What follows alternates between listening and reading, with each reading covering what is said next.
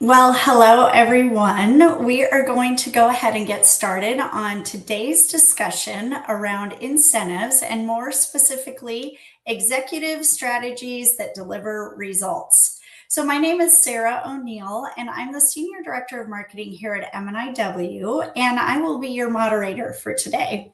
I'm really excited to introduce to you two amazing members from our incentives and engagement team. First up, we have Ashley Krieger. She is the Senior Manager of Incentives and Engagement here. And Ashley brings over 12 years of experience to the M&IW family and has been involved in so many aspects of the incentives industry, including live and digital event management, service rewards, sourcing, budgeting, and client relations. Ashley, you are also very involved with SITE and the Incentive Research Foundation. Is that correct? I am. That's amazing. Those are two really, really good resources for our industry. And welcome, Ashley. Thanks. Next up, we have Sydney Nolan. She is our Destination and Experience Design Proposal Specialist. Sydney has over 10 years of experience in the industry and brings a passion for being involved in what she says is a very dynamic and evolving field. So I think we're all looking forward to hearing about your thoughts on that. So welcome, Sydney. Thanks for having us, Sarah. Excited to be here. Mm-hmm. Yep. A few housekeeping items for our viewers. We are really interested in hearing your questions and your comments throughout. So please feel free to drop those in the chat and we'll definitely take the time to respond throughout the next hour. But let's just kick it off with a strategic overview here. Why offer incentive programs? Let's take kind of a quick step back and talk about what are the business benefits to the incentives and engagement, and what are you seeing in the industry? Can you each give us a quick overview? Yeah, I can start. So Okay. today we'll be really focusing our conversation on the non-cash incentive side and the data behind why they have been proven to be more rewarding than cash when recognizing employees. So it's important to include non-cash rewards as part as that overall compensation and benefits strategy that companies have. So, in the past, when talking about incentives, it really used to just be in the sales space. But now we're really seeing that those incentive programs, rewards, and overall compensation incentives are being used in much more creative ways outside of just sales. So it's about building company culture, building a sense of community, inclusivity, and we're really seeing the investment there that companies are making. In a recent IRF study, nearly half of people who took the study reported that they're increasing their incentive spend over the next 2 years and expect to continue to increase it. So that just really reinforces that these programs are seen as strategically important, not just nice to have. So it really is something that the whole company is looking at in a multi-departmental way, as ways to incentivize their whole company and the different generations that they now are employed. Mm-hmm. Sydney, your thoughts? I'm going to pick up on that nice to have thread that I think you just laid out here, Ashley. And I think one thing when we talk about non-cash rewards, my head always goes to how sticky these rewards are. Again, when we all love a bigger paycheck. We all love when a bonus hits or other kind of directly compensation related benefits. But I think we're really going to focus today on what a total reward strategy looks like and what that kind of means, and dive into details there of how you build out a program that's not just that one signature annual group trip, but gives those really sticky moments throughout the year that could be individual incentives or spiffs or warehouse runs, all kinds of different things that I think just really build those intangible memories that linger so much longer than a couple of extra zeros on a check. I don't want to downplay the importance of that. Certainly, again, as we see younger workforces too, we know compensation is matters, but it's really about building that strategy that's going to give you kind of those memorable touch points. And I think one thing that's nice about that too is that it's those touch points, not just at one time of the year or through one single check, But that really builds out a year-round, holistic, 365-day-a-year strategy. And I think one thing that's really nice about when you look at rewards through that lens, or when you really take that approach, is that it builds those exact cultural touchstones, or those exact pieces of the culture that you just talked about, Ashley. So, I think we're looking at things. One thing that I think is really interesting about non-cash rewards that they do really well in delivering is in building things like trust into your company culture. I think you can even look outside the industry for some data here. So, you can look at things like the Edelman Trust Barometer, which is an annual study or survey of sort of where and how and why people are putting their trust in certain places. And I think if you look at this year's results, there's actually a really interesting, when people were asked where and kind of what institutions they want to trust the most, workplaces rank really high in that study. And then when you ask them, well, do you actually trust your employer? Do you actually trust your company? It's a pretty small gap. If you look at kind of the different sorts of organizations that are included in that question, it's the narrowest gap between I want to trust and I do trust is with workplaces. So I think there's a really powerful avenue or really powerful place where a holistic incentive and reward strategy can really come into play in helping you close that gap and deliver all those really powerful cultural elements that you talked about, Ashley. So I guess that's kind of where my head starts at. And I think we're not just seeing this in the data, right? We're seeing our customers deliver this too, I think. So we're seeing the results in person too, which is great. Yeah.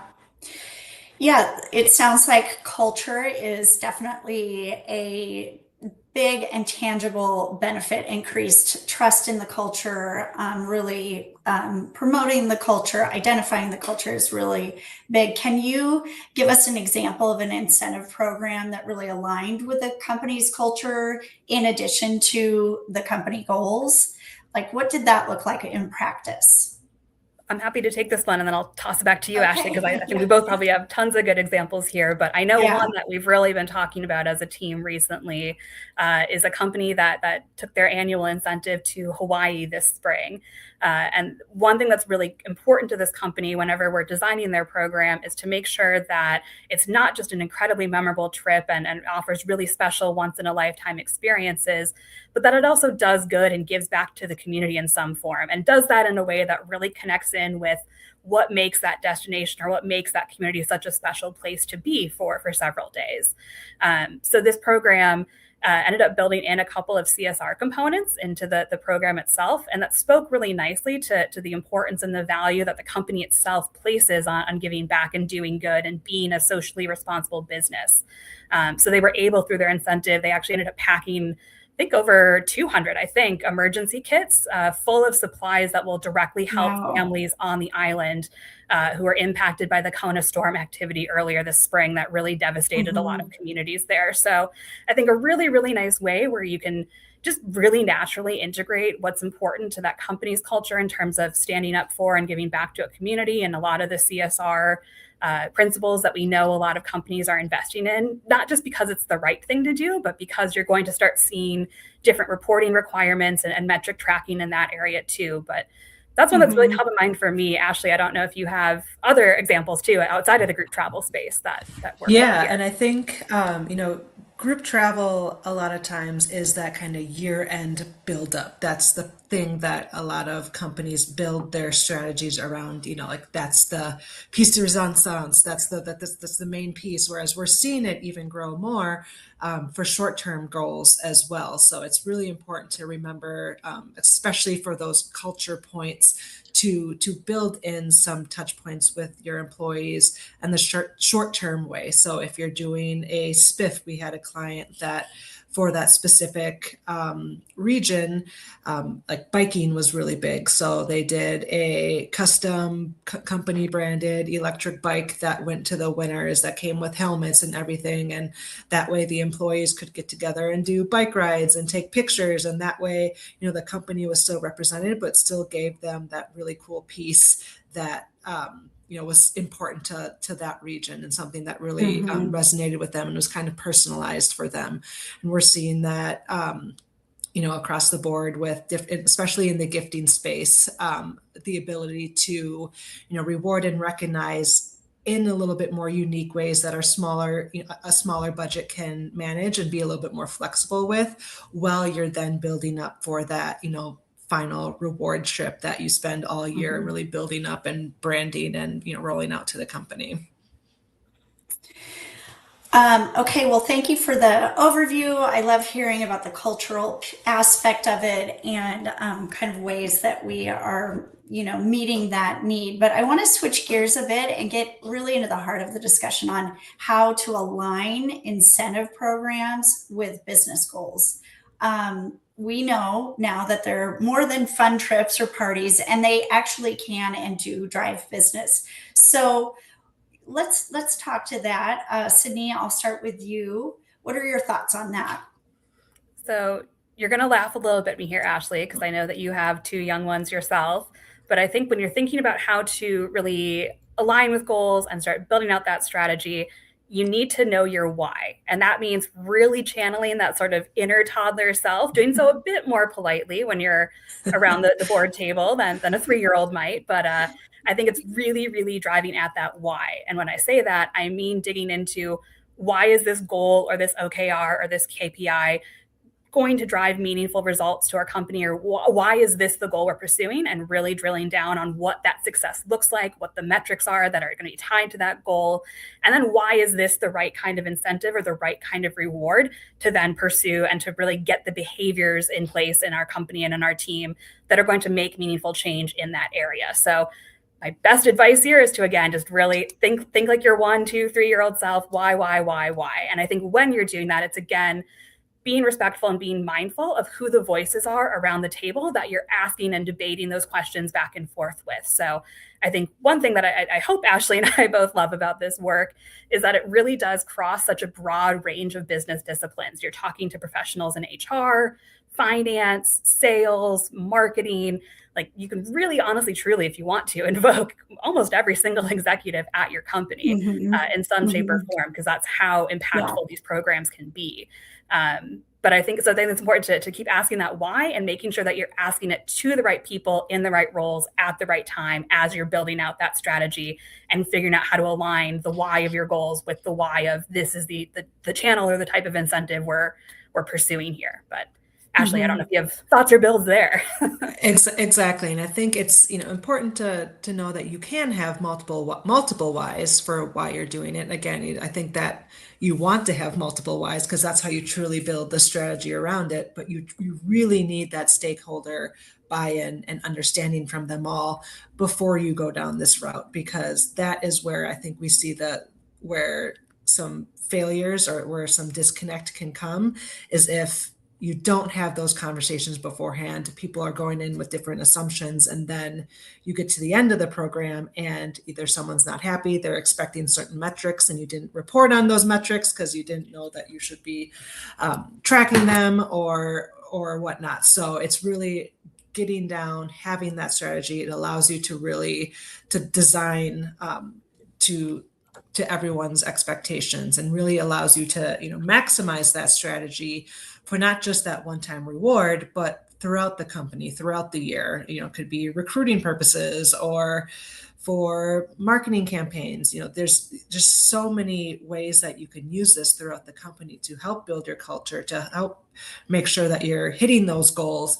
But having that end and that goal ahead of time will help you build that out. So, like Sydney said, it's meeting with those stakeholders to maximize the program, throughout the year, and to not assume everyone knows about the program. That's another area, that we're seeing, is especially as incentive programs expand outside of the sales space. Sales was always metric based. You hit a goal, you qualify, you get to go. As we're expanding outside the metric space, for those non-metric winners, that it might be nomination, it might be, different ways that they can qualify to earn. If they're not clear on how they can, win the trip or qualify for the trip, that can be a demotivator. It can be seen as a popularity contest or XYZ. So it's important to expand. We're seeing a lot of positive feedback on expanding outside of sales, because we're seeing those, again, as a way to build company culture. But if you're not going into it intentionally and having clear expectations and clear contest design, it can work against you. So it's really important to have those conversations prior and have those clear everything, the clear plan planned out so that you can truly maximize it and make it the most rewarding experience for the employees. And if I can jump in with one thought too, I think one way to make those conversations really productive that you're talking about, Ashley, especially as you're expanding this into other disciplines, is to again look outside kind of the incentives or the engagement industry and really find that powerful sort of workplace-wide, workplace-ranging studies. Like, I mean, you can name really essentially any big consultancy, and they all publish really interesting, really rich data sets and reports around a lot of kind of issues or challenges that a lot of us are seeing in workplaces. I think the better equipped you can be with some of those facts and those figures, and then also chime in and say, okay, here's what the data says, here's the challenge that our company is experiencing that's in line with this larger global trend or larger global pattern coming out of reports like that. And I now have the solution in the form of a really powerful reward channel or a really powerful incentive tool, the better off you are in those conversations. Exactly, because it isn't just rewards and recognition. It truly is about engagement, and I think that it hits every department. Everyone wants their employees to be more engaged, more plugged in, working together, and that just directly ties into the work that we get to do. And it's progress over perfection, right? Like Rome wasn't built in a day. Your strategy is not going to be either. So it's finding those milestones, and I think finding that right mix of rewards too that's going to incentivize in increments and give you those sort of smaller tangible rewards as you work toward the bigger goals and the bigger progress you're trying to see. So all kinds of fun things you can do there. Yeah, so it sounds like, know your why, make sure you're getting the buy-in, make sure you're communicating the qualifications. Strategy is becoming more and more important. It's more important than ever. It sounds like it's not just a one-off thing. You did mention ROI, so I wanted to talk about data and collecting data. I think that's a really important aspect of this as well. And sort of like some of these things is an emerging aspect that is becoming increasingly important. So can you speak to data collection? Yeah, so that's an area where where we like to partner with our clients on, because most organizations can see that the incentive events have a strong positive impact on business objectives, but at the same time their confidence in isolating that true impact is small. So that's an opportunity where we can go in and partner with them to see how that more structured measurement can take place. Everyone knows participant satisfaction is easy to track, and it's one of the most commonly tracked metrics and is also important, but those metrics really speak to more the event experience itself, more than outcomes like revenue, retention, behavior change, productivity. And those are measured, much less consistency though. And so that really takes, again, meeting prior to the event, outlining those goals. What truly do you want to capture? And then working with, an agency, M&IW, to help us access that internal data to track those metrics. So starting early, working with clear data sharing frameworks to really get ahead of that curve so we can help track that. So we always say this industry is excellent at measuring smiles with surveys, but it's less consistent with measuring sales lift. So that's a gap that we help our clients close and really be able to track, because at the end of the day, your executives want to know how are you moving the mark? What was the true business value from that? And if you're not tracking it, if you're only doing a survey at the end of the program, you're missing a lot of points along the way, even throughout the contest itself, that you should be measuring and touching point with to track that it's having the effect that you want it to. Would you agree, Cindy? I know. I think, I guess my head in with data collection, just to play a little bit of a devil's advocate role here, maybe, but also just add, or maybe a build more than anything to what you just said, Ashley, is the idea of not ignoring those longer tail or longer term impacts too. So like my head, for example, goes back to that CSR example we were mentioning earlier. Literally yesterday afternoon, I was looking through some of the survey feedback for a different project and was just really struck by how many people called out that CSR activity specifically when they were talking about what stuck with them or kind of what made that incentive stand out for them.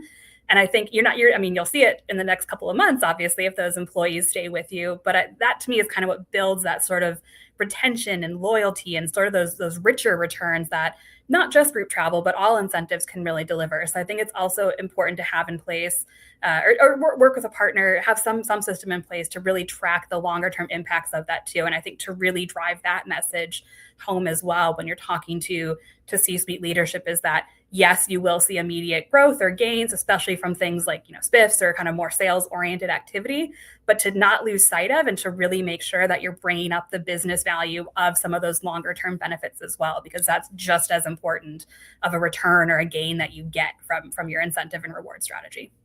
Exactly. I think historically incentives almost operated in a silo in a sense where like that's the sales goal space. All other company initiatives, everything was the day to day. But it's important to bring it together to your point. If the company has a sustainability goal, bring that into the event, showcase that. If it has a give back component, if it has a DEI component, there's so many ways that you can bring other company initiatives to life in these sales initiatives, in this rewards and recognition strategy. You just have to get the right people in the room so that they know what's going on, so that they can talk and that we can bring it to life. Or recruitment too, right? There was someone who said, "Oh, I'm telling all my friends, I'm telling the Target cashier about the reward." I was like, "That's great! Like that's free PR. Like who doesn't want that for their company?" Right. Exactly, and it allows you to motivate those. If the rewards trip is kind of that top tier, not everyone is motivated by travel, or they might not be able to travel. There's a diversified workforce right now on what they are and aren't able to do. Younger generations are reporting much higher levels of anxiety. They've never been to an office before. They've always worked from home, so the thought of maybe traveling with their colleagues is really stressful. So there's ways to design around that to make sure that they have a space that they feel comfortable traveling with.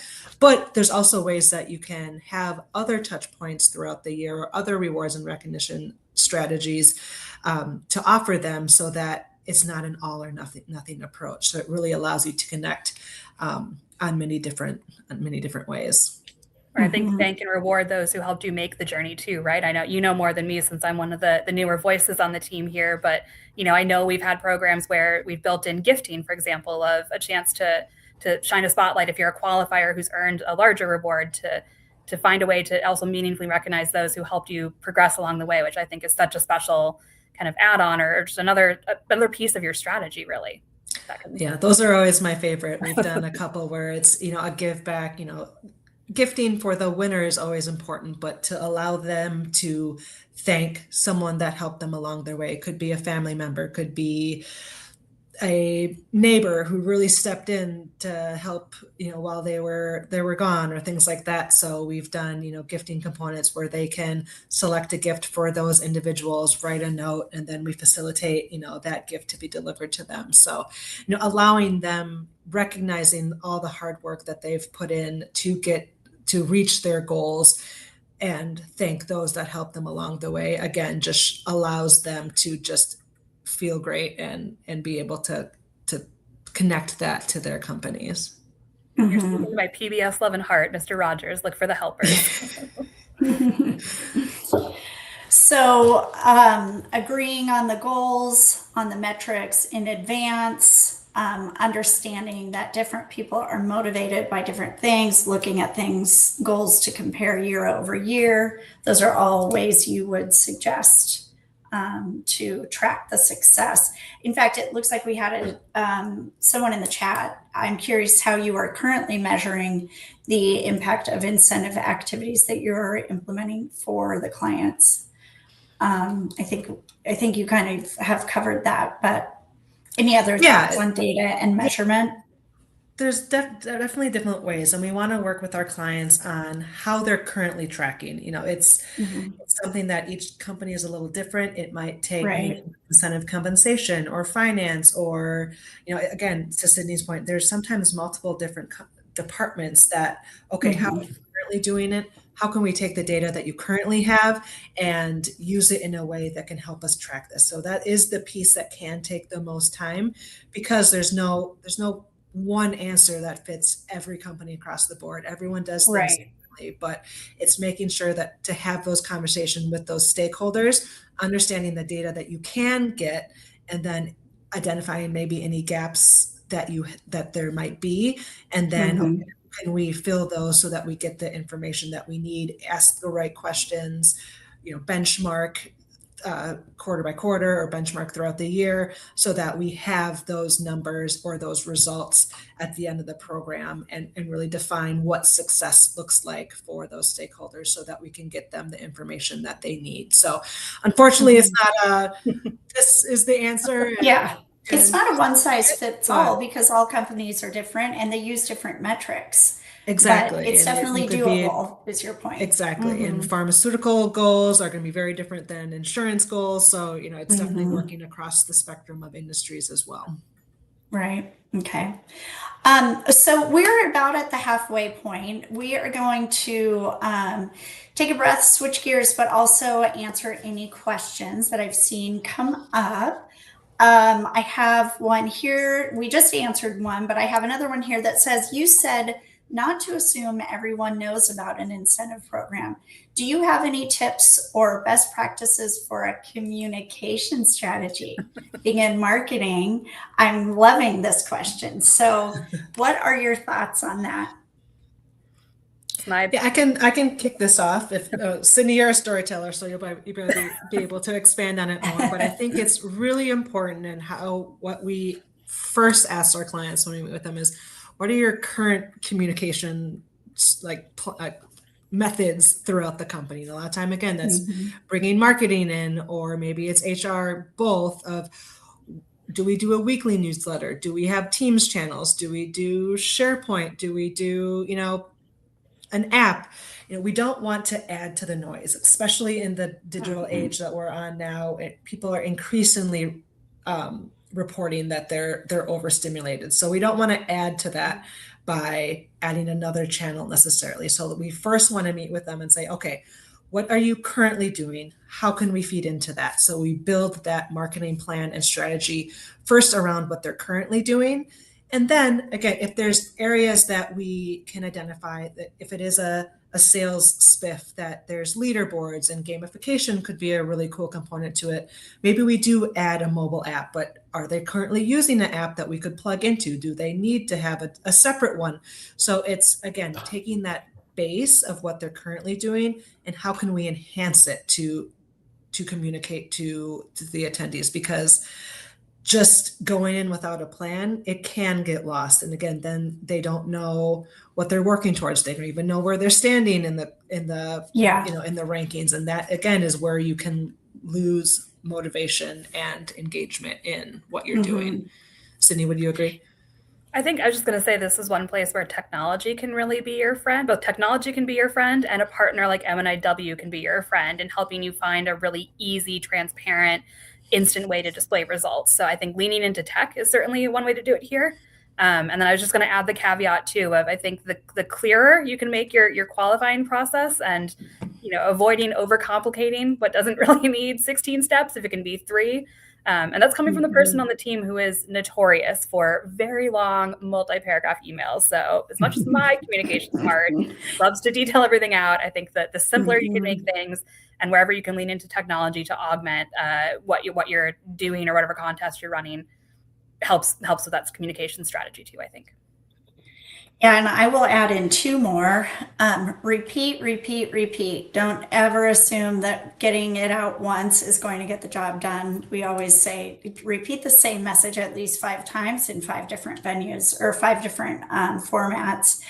And the other thing that I've found with clients that's very effective is branding. That's where branding comes in, because when they see the red orchid or the whatever the branding may be for that particular spiff or trip or incentive, they know to pay attention to that. It's like the automatic identifier, like, oh, it's something about the trip, and so I'm going to want to take a look at that, even if they don't have time. It's just kind of becomes sort of a visual signal that there's information on the thing that they're very interested in competing at or competing for, because we all get so many messages on varying things throughout our day, branding really does help identify the value of the message. So just my No, those are great there. points, Sarah. Spoken like a true marketing director. Excellent. Yeah. I think anything that those visual cues too, right? Everyone learns Yeah. and processes differently. So I think, yeah, getting those visuals in front are. Yeah. And I think leaning on the managers as well, if you are a company that has, multi-levels, leaning on them to help drive the message, drive engagement, but giving them the tools in order to do that can go such a long way. People say they don't leave company, they leave managers. So how can you work with your managers to help drive that engagement? But, and putting together that toolkit to allow them to do that, if weekly message templates or easy links that they can share to help drive that engagement. It can, it doesn't take a ton of time, but can really go a long way to increase engagement and excitement for those recognition strategies that you're trying to implement. And I think we're straying a little bit here, but just one last thought that I'd add too is, again, it speaks to the importance of that multi-tiered strategy, right? Where it's, especially if you're working toward like a larger group incentive or even like a kind of shinier individual package, really finding ways to build in those kind of even if whether they're well communicated milestones or even just kind of surprise and delight moments of you've achieved a goal, you've reached the next stage toward qualifying. I think those can be really powerful opportunities too to keep communications really kind of in front of people and in a really exciting, engaging way too. So yeah. Well, I love that you brought that up because that kind of transitions us into our next topic, which is driving employee performance and maximizing engagement. I mean, Sydney, I think that spoke to exactly this topic, but let's jump into that about how to really make sure that they are continuing to stay engaged, that it's staying top of mind, and that it remains an exciting sort of challenge for these individuals. Thoughts? Yeah. I think, we did kind of just speak to this a little bit, but, don't underestimate the, multiple touch points like available pre or post, focusing on that overall strategy going into it, not just a trip, but how can we engage and work with them at multiple points throughout until the end incentive trip in this case.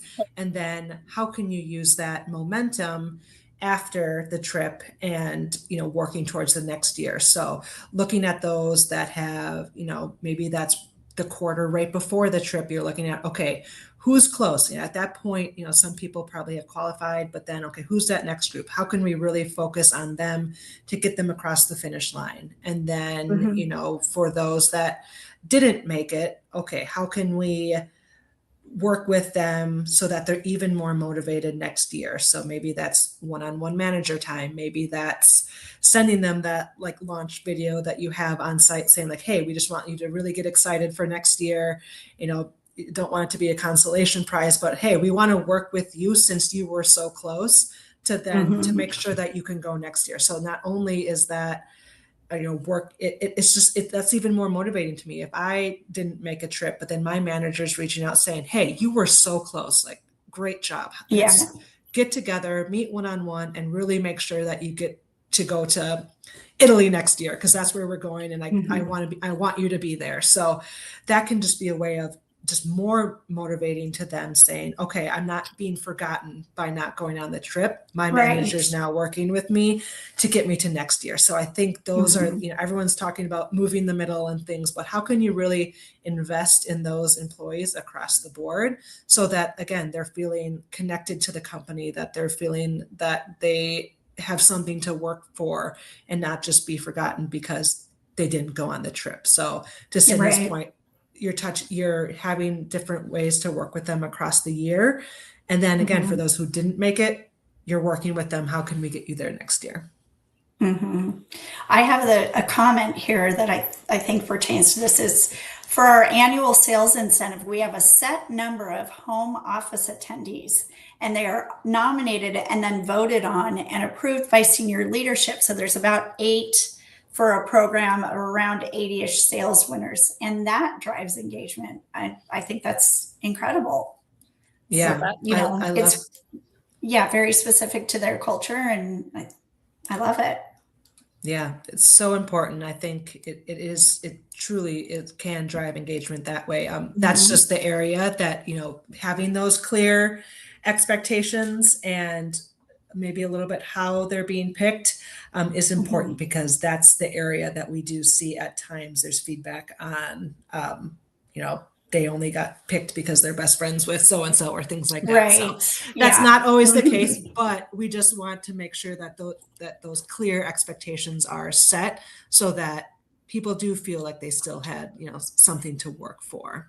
I think it's keeping it Yeah. behavioral focused, right? Like I keep coming back to, I think incentives and engagement and rewards are all about getting the right solution in place to encourage and see the behavioral change you want in your team or in your individual employees. And I think it's to me why those I call them cuspers, the ones who almost qualified for big reward or maybe Mhm. came in, Yeah. a runner up if you're one of the ones who made the final vote but didn't make the final cut for whatever reason. I think that there's such a rich kind of group of people because it's where the bulk of your team really falls, right? Like a reward, especially a big sales incentive, is really only going to get that kind of top 10, 20 sort of elite team, if you will. Mhm. Although I like to think everyone's elite, everyone's great, everyone's a star, millennial, right? Persuasion trophy. But I think that those cuspers are such a rich place for feedback, right? It's where you can not only offer that Mhm. coaching and that sort of motivational performance management that Ashley was speaking to, but it is also where you can ask for real feedback for yourself as an executive or to figure out maybe what's not working as well in your strategy or what was confusing or where does the communication need to be clearer? Like where were the missed Mhm. opportunities? And, if Mhm. hopefully this is never ever the case, and especially if you work with a partner like M&IW, but it can also be a chance to really find some of those maybe less ideal behaviors that you want to not encourage in your team too. So I think Mhm. those customers just offer such rich feedback for so much of what we're Mhm. talking about here too. So just want to stress that as well. And I think is an Yeah. area where, going outside of incentives even and how incentives can touch each department, HR and like turnover is so expensive for companies. And a lot of times will happen after the payout of some sort of reward for those. Either they got their cash bonus and then they leave, or they did or didn't make the trip. So how can you make sure that you can minimize turnover after incentives like this too? Again, if you have a strategy, if you showing that you're investing in them, hopefully can also decrease turnover in those spaces as well. I The think studies have Mhm. turnover is shown that it expensive and does. It is. loneliness is Right. expensive too, Yeah. right? Like I think there's Mhm. some really great stats out there about how much that costs offices, and I think that speaks to some of the points too. So Yeah, I was just actually at a national sales meeting for a client, and they did a whole recognition program.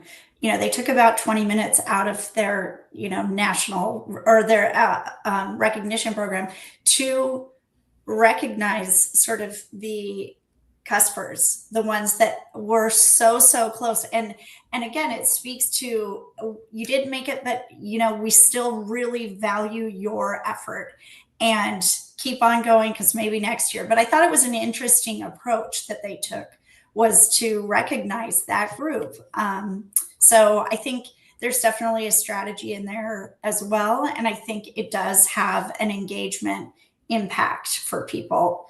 So, switching gears again, you guys mentioned, different things for different employees. How have employee expectations changed in sort of in your view and your experience? Yeah, I think employee expectations have shifted from more pay and perks to purpose and choice, especially with younger Mhm. generations, who have shown that they're willing to walk away from rewards that conflict with their values. So we're really seeing a clear shift from, is this reward exciting, and is it to more, is this aligned with who I am and what I want my company to stand for? So they're Mhm. expecting, and Sydney kind of spoke to this earlier, but they're expecting their employer to align with personal values, not just provide a good salary and benefits. It's still Sure. important, Hmm. but Right.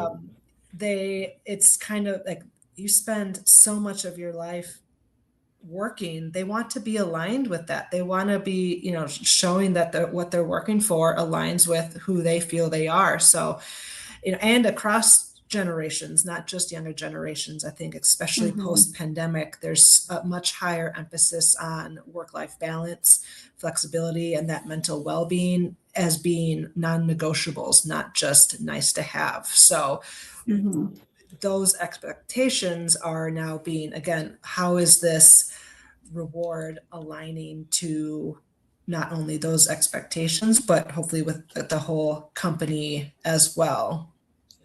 Sydney, would you agree? Totally. I think it's all about, again, it's I want to be rewarded for those exact behaviors that you were just saying. And I want the demonstrable proof that my company is investing in me and is investing in those same practices, which is why I think aligning your reward and your incentive strategy with exactly that is so critical as workforces diversify and expand, and as people work in different ways in different places and come in with those kind of different expectations. But I think kind of along with that, I think another sort of shift that you're seeing in terms of employee expectations out of their reward or their engagement strategy is really around kind of the definition changing a little bit almost. I think when we think incentives, especially incentive travel or even some of the gifting that goes along with rewards and engagement, people I think kind of have this image of like, oh, it's my, my grandfather's rewards trip. Like when I was telling people I was moving back to the US last year to take a job with an incentive team, people were kind of like, they still do that? That's not like left in the 80s. And it's like, no, it's very relevant. It's very current. It's very fresh. And it's relevant and fresh because we're kind of keeping up with this shifting definition of what it means to deliver an unforgettable experience or a luxury experience. I think we're really, really seeing teams and executive leaders want to lean into personalized and into customized elements. So, I think even to kind of what you were sharing, Sarah, the idea that it might be more memorable for me to really just have that moment of recognition as part of my national sales meeting than it would be for me to go on a completely huge, shiny gilded stage somewhere and have that one off. Like, I think it really depends on people's taste, on people's expectations, on the values they bring, to what Ashley was saying. But I think the more that we can figure out kind of ways to personalize and to customize, you're really meeting those shifting expectations and that kind of changing definition of what a luxury reward or luxury experience or luxury incentive really looks like, which is interesting. Yeah, and even if you look at what luxury is, in the gifting space as well, it's not just the name brands and something super expensive. It could also be just something unique, something really special to the destination, handmade.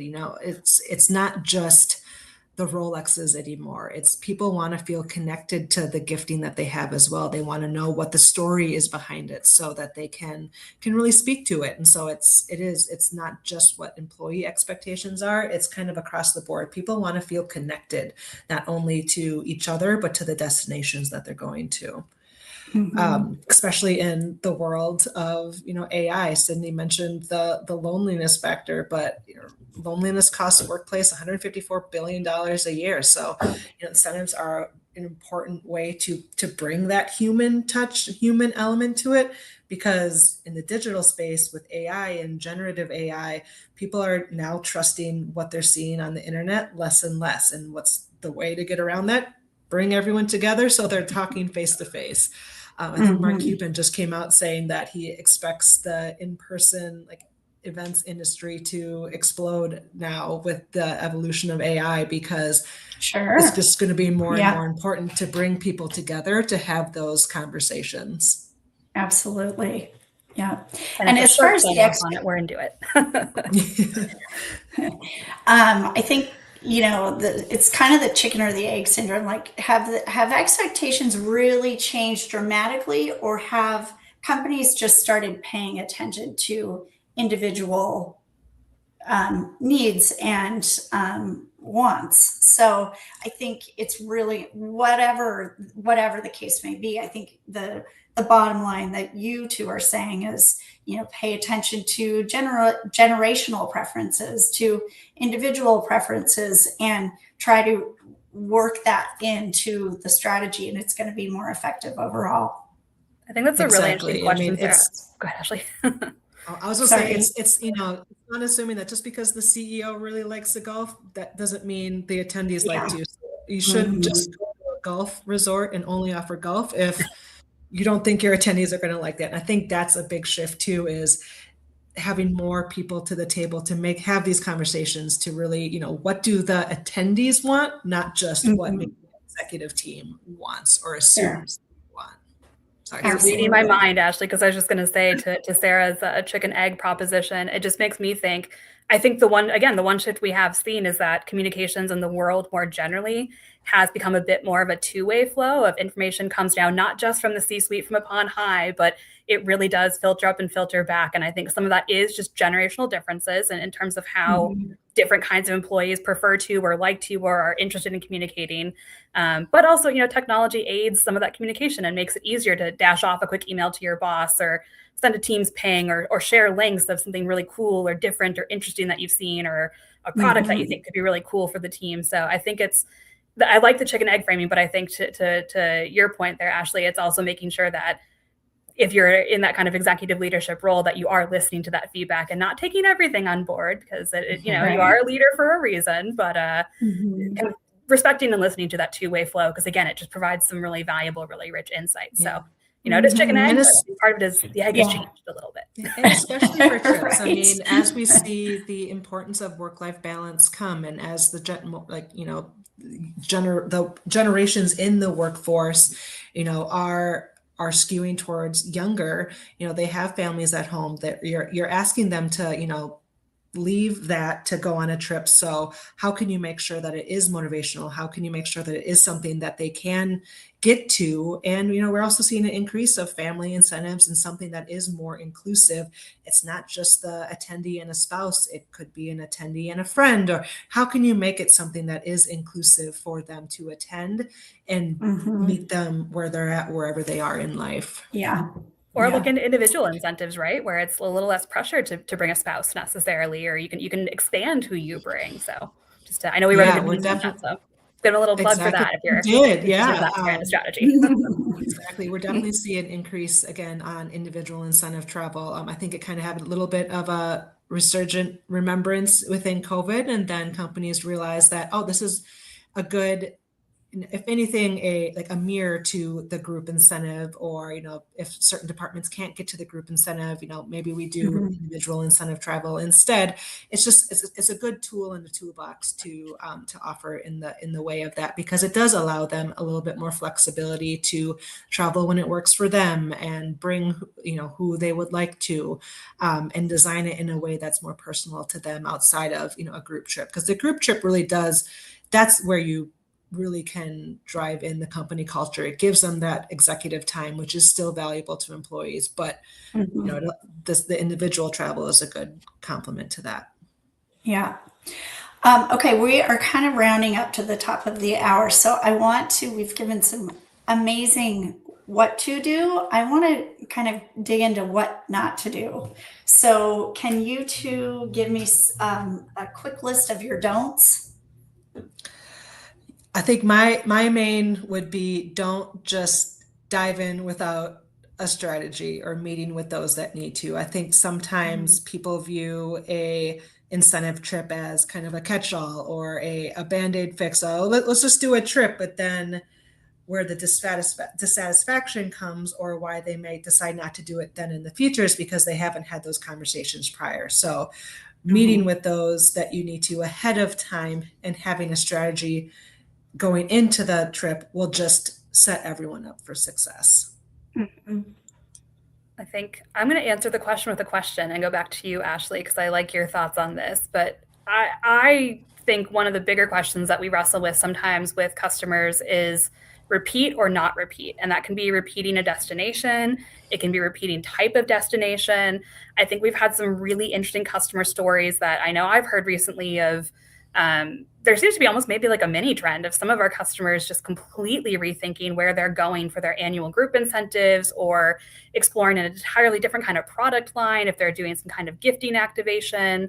And I really like the variety. So my advice would always be, think about how and where and why you can go a little more innovative, a little more creative, put some spin on things. Even if you are going to the same place, what's new, what's fresh, really leaning into partners or kind of others that know the destination well to help you do that. But Curious, Ashley, if you have thoughts. Do we rinse and repeat? Can we do that? Can we not? What does that look like right Yeah. now? I think, again, it's looking at the strategy and looking at who's qualifying. For some companies, those that qualify might be a completely new set of people every year. And if that's the case, Mhm. you can rinse and repeat and could make the same destination exciting every year.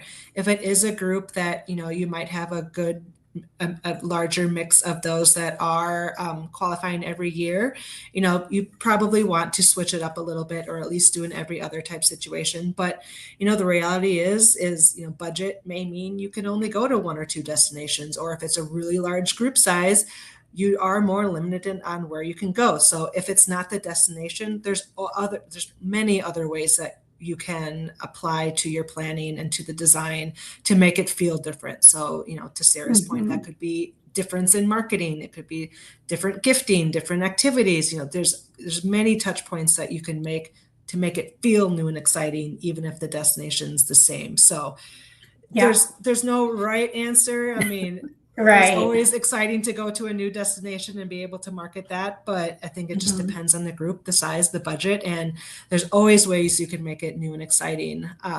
Just depends on the group. Well, it's a do and a don't, but I'm going to, we just had Father's Day, so I'm going to give a little shout out to my dad, who may or may not be listening. But one of the things I'm really grateful that my dad introduced me to, in addition to the industry, is Anthony Bourdain. And I'm conscious that, like I said, we just had Father's Day, we've got Bourdain Day tomorrow. And Bourdain has a great kind of mantra that's attributed to him of, don't be a tourist, be a traveler. And I think whether you're somewhere new, whether you're in a beloved destination, really embrace that traveler mindset. I've had mentors in my life who I'm lucky enough who ask really provocative questions. I think of the industry too of, are we being bold? Are we pushing ourselves? Are we just defaulting to are we defaulting to safe options rather than asking what else is out there? So I think that for me would be don't be a tourist, be a traveler. Be a traveler. Exactly. Because if you're a tourist, if you go to Cancun, if you're a tourist, the options might not change. But if you're a traveler, you're really looking at what's changing in the local culture, what's new and exciting for them, and you can bring that into your program. Yeah.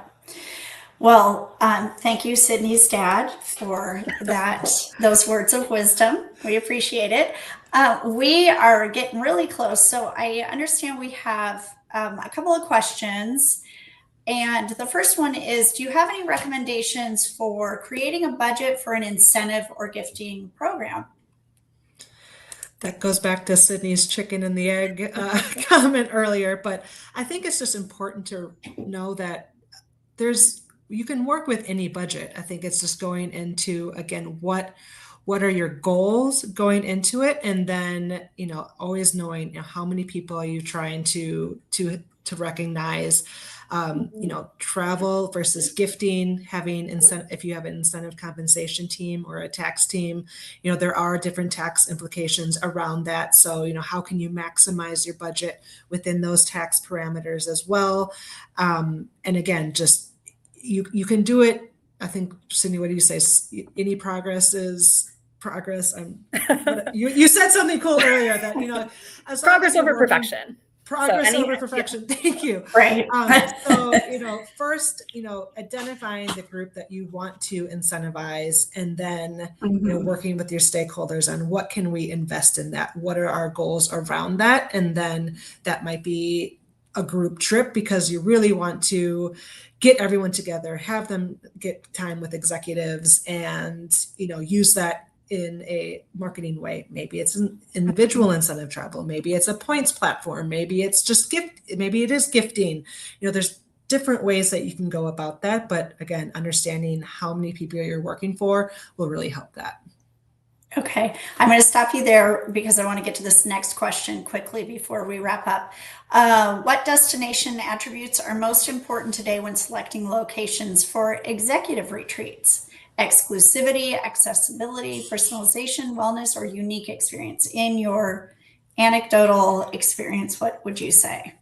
Yeah, I mean, I'd say right now, especially in a time where, I know we just kind of did a LinkedIn Live around this too, but looking at safety and security, especially when you're looking at executive retreats, is something increasingly should be looked at in the sourcing process, not just in Yeah.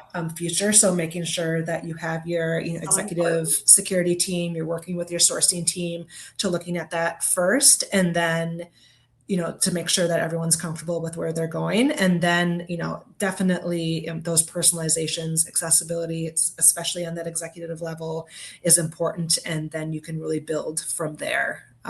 All of those are important, but I think right now, especially safety and security is something that we're keeping top of mind in the sourcing stage.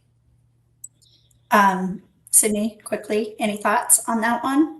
I'd say I wouldn't discount accessibility. I think, again, I think one blind spot that our industry sometimes has is we discount. We're so used to traveling so often that we discount how stressful that can be sometimes for, even executive. It's just a stressful process, and travel's just there's always bad travel stories. So I think accessibility and thinking about airlift or other access into destination is always important. And then I'll also say, I'll give you the wild card answer. I love the idea of a unique experience too, because I think, and there's people way smarter than me who can tell you what the exact psychology is behind it. But I think when you can find a way to really level playing fields and push people out of boxes and encourage them to think differently or creatively, that can really unlock some fantastic results for you as a team. So any kind of unique experience or out of the box opportunities that a destination presents are definitely not to be overlooked either. Yeah, so some unglamorous things and some really fun, Ashley's cool right though. things. Get the basics right first. But, it needs to be safe. yeah. It needs to be accessible. Ashley's 100% right in that. Yeah, but in an age that so many people travel, I mean, that's our bread and butter, is finding them a place that they can't just necessarily go to on their own. What are those unique experiences? That's definitely a challenge. Exactly. Okay, quickly, biggest challenge to finding a location? I think you kind of started to get into that a little bit, but we have 1 minute. I think the challenge is again making sure that if it is an executive retreat or everything, is making sure that we know ahead of time what those executive expectations are, what the attendee mix is like, so that we're sourcing something that can hit all their goals. There are times that we've had to resource a couple times because we went in thinking one thing, and then we found that the executive had a very strong opinion against said destination that our contact didn't know about, or things like that. So having those conversations ahead of time will just help finding a location quicker, because we're seeing much tighter turns and spaces not holding space like they used to. So we're having to make decisions much quicker than we have had to in the past.